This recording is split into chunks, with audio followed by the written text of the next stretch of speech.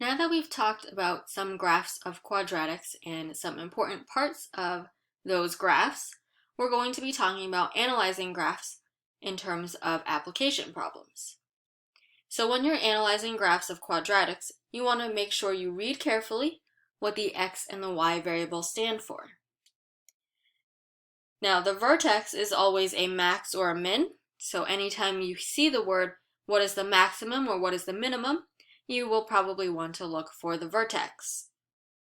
The x-intercept tells us the value or values of x when y is equal to 0. So if an application problem tells you when does y equal 0, then you know that you're looking for the x-intercepts. On the other hand, the y-intercept tells us the value of y when x equals 0. So the question might say, when x equals 0, what is the value of y? That is going to be the y-intercept.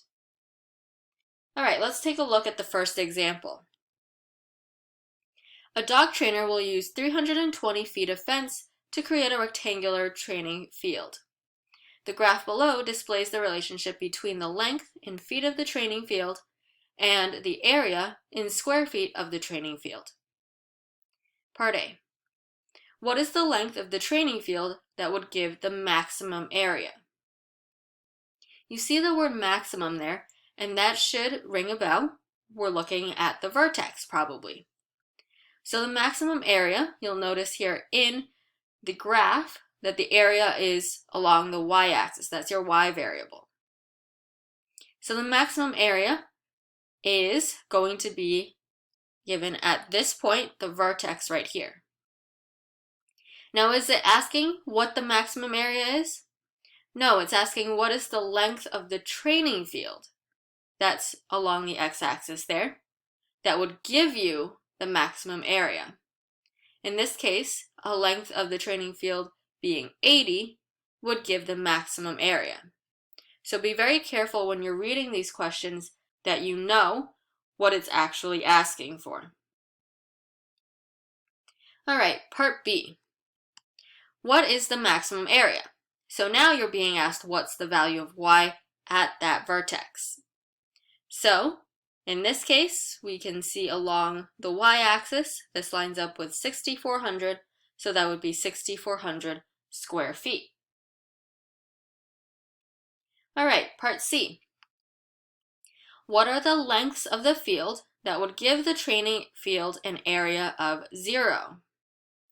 So if the training field has an area of 0, that means when y equals 0, what are the values of x? In other words, what are the x-intercepts here? Well, there are 2 points here and here. That's when y equals 0.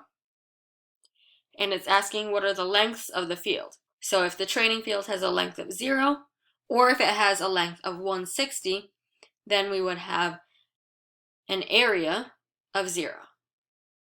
So at 0 feet and 160 feet. All right, part D. What lengths must the field be in order for the area of the field to be 4,800 square feet or larger? Okay, so let's see. In this graph, when is the area of the field 4,800 square feet or larger? So I'm going to look along my y-axis.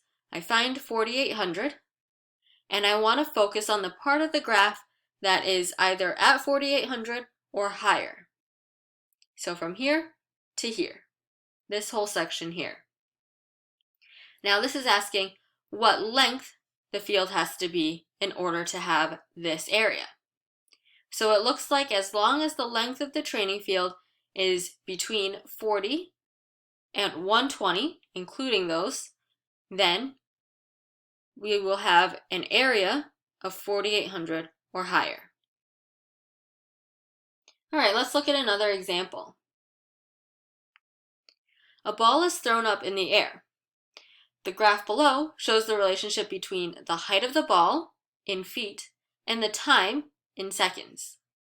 So if you're looking here at this graph, you'll notice that the y-axis is labeled h for the height, and the x-axis, it's a little bit hard to tell, but that must be time t. All right, so at what time t does the ball hit the ground?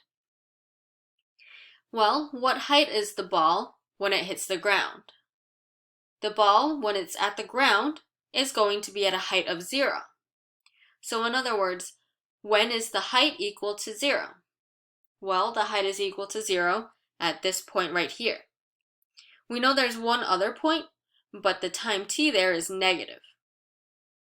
So at this point here, time t is equal to 5. So this is 5 seconds. All right, part B. What does the y-intercept tell us in the context of the problem? Well, let's take a look. The y-intercept here is at 5. Now remember that this is the height, and it is given in feet. So that must mean that the height is 5 feet. What does that mean? That means that the height of the ball is at 5 feet when time t equals 0. That means the ball is going to start at a height of 5 feet.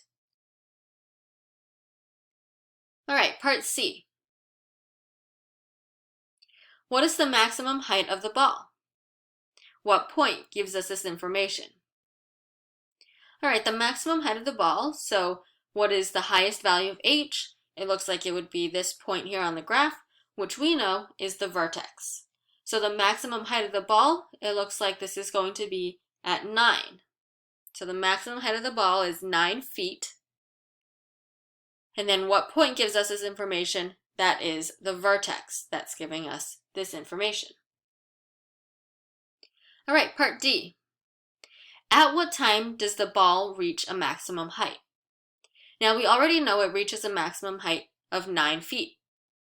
Now from this point, we can also tell when it reaches this maximum height. We just have to look at the x-axis. Looking along the x-axis, we see that this is going to be at time t equals 2. So at what time does the ball reach a maximum height? At 2 seconds. All right, the last part. For how many seconds was the ball 8 feet or higher? Let's look at our graph. Let's find 8 feet along the y-axis or along h. Looks like it's 8 here and it's 8 here. And it's 8 feet or higher, so everything in between there as well. So how many seconds is that? For how long was the ball 8 feet or higher? Well, it looks like it went from time t equals 1 to time t equals 3. So it looks like for a total of 2 seconds, the ball was 8 feet or higher.